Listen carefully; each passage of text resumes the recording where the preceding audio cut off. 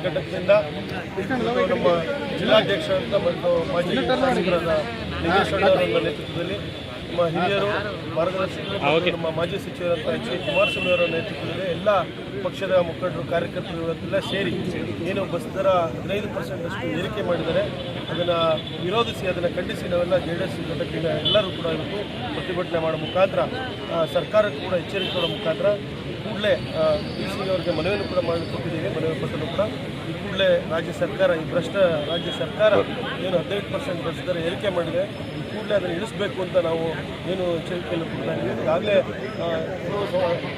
ಸಾರ್ವಜನಿಕರು ಕೂಡ ಸೇರಿದ್ದಾರೆ. ಪೆಟ್ರೋಲ್ ದರ ಇರ್ಬೋದು, ಹಲವಾರು ದರ ಏರಿಕೆ ವಿಚಾರದಲ್ಲೂ ಕೂಡ ಅವರು ಡೈರಿ ವಿಚಾರ ಸಂಬಂಧಪಟ್ಟಿದ್ದ ಹಾಲಿನ ದರ ಇರ್ಬೋದು, ಪ್ರತಿಯೊಂದು ವಿಚಾರ ಕೂಡ ಗ್ಯಾಸ್ ಪ್ರತಿಯೊಂದು ಸಾರ್ವಜನಿಕರು ಕೂಡ ಇವತ್ತು ನಮಗೆ ಕೈ ಜೋಡಿಸಿದ್ದಾರೆ. ಆಗಲೇ ನಮ್ಮ ಮಾಜಿ ಶಾಸಕರು ಲಿಂಗೇಶ್ವರ ಅವರು ಹೇಳ್ತಾ ಇದ್ರು, ಕೆಲವೊಂದು ಕಡೆ ಶಾಸಕರು ಕೂಡ ಒಂದು ಅನ್ಯಾಯದಂಥ ಕೆಲಸವನ್ನು ಈ ಕೆಟ್ಟ ಕಾಂಗ್ರೆಸ್ ಸರ್ಕಾರ ಮಾಡಿದೆ. ಇವತ್ತು ಬರೀ ಕಾಂಗ್ರೆಸ್ ಶಾಸಕರು ಮಾತ್ರ CM ಅವರ ಒಂದು ನಿಧಿಯಿಂದ ಏನು ಅನುದಾನವನ್ನು 25 ಕೋಟಿ ಅವ್ರಿಗೆ ಕೊಟ್ಟು ಇವತ್ತು ನಮಗೆ JDS ಮತ್ತು BJP ಶಾಸಕರು ಅನ್ಯಾಯ ಮಾಡುವಂಥ ಕೆಲಸನ ಮಾಡಿದ್ರು. ಯಾಕೆಂದರೆ ನಾವು ಕೂಡ ಸಾರ್ವಜನಿಕ ಇದರಲ್ಲೇ ನಾವು ಕೂಡ ಗೆದ್ದು ಬಂದಿರೋದು. ಎಲ್ಲ ಕಡೆ ನಮ್ಮ ಮತದಾರರು ಕೂಡ ಅನ್ಯಾಯ ಮಾಡುವಂಥ ಕೆಲಸನ ಈ ಕಾಂಗ್ರೆಸ್ ಸರ್ಕಾರ ಮಾಡಿದೆ. ಇದನ್ನು ಕೂಡ ನಾವು ಖಂಡಿಸಿ ಇವತ್ತು ಪ್ರತಿಭಟನೆ ಮಾಡ್ತಾಯಿದ್ದೀವಿ. ಇವತ್ತೆಲ್ಲರೂ ಕೂಡ ಸ್ಪಂದಿಸಿ ನಮ್ಮ ಸಾರ್ವಜನಿಕರು ಮತ್ತು ನಮ್ಮ JDS ಪಕ್ಷದ ಇವತ್ತು ಮನವಿಯನ್ನು ಕೊಟ್ಟಿದ್ದೀವಿ. ಶಕ್ತಿ ಯೋಜನೆ ಮಹಿಳೆಯರಿಗೆ ಜಾಸ್ತಿ ಮಾಡೋದು ಹೌದು, ಖಂಡಿತ. ಇವತ್ತು ಏನು ನಮ್ಮ ಅಬ್ಕಾರಿದು ಎಕ್ಸೈಸ್ ಇದರಿಂದ ಡ್ಯೂಟಿ ಇರ್ಬೋದು ಅದನ್ನು ಕೂಡ ಎಚ್ಚರಿಕೆ ಮಾಡಿದ್ದಾರೆ. ಇವತ್ತು ಏನು ನಮ್ಮ stamp duty sub register stamp duty ಕೂಡ ಎಚ್ಚರಿಕೆ ಮಾಡಿದ್ದಾರೆ.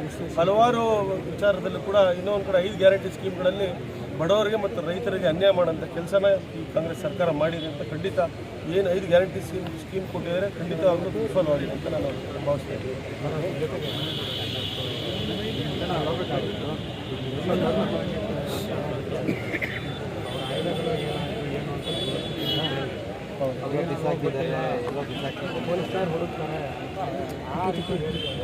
ತಾವೇ ನೋಡ್ತಾ ಇದ್ದೀರಿ, ಹಾಸನ ಜಿಲ್ಲೆಯಲ್ಲೂ ಕೂಡ ರಾಜ್ಯದಲ್ಲೂ ಕೂಡ ಇವತ್ತು ಏನು ಎಲ್ಲ ವಿಚಾರದಲ್ಲೂ ಕೂಡ ಗೃಹ ಸಚಿವರು ಮತ್ತು ಗೃಹ ಇಲಾಖೆ ವಿಫಲವಾಗಿದೆ. ಇವತ್ತು ಎಲ್ಲ ಹಾಸನ ಜಿಲ್ಲೆಯಲ್ಲೂ ಕೂಡ ತಾವು ನೋಡ್ತಾ ಇದ್ದೀರಿ ಏನು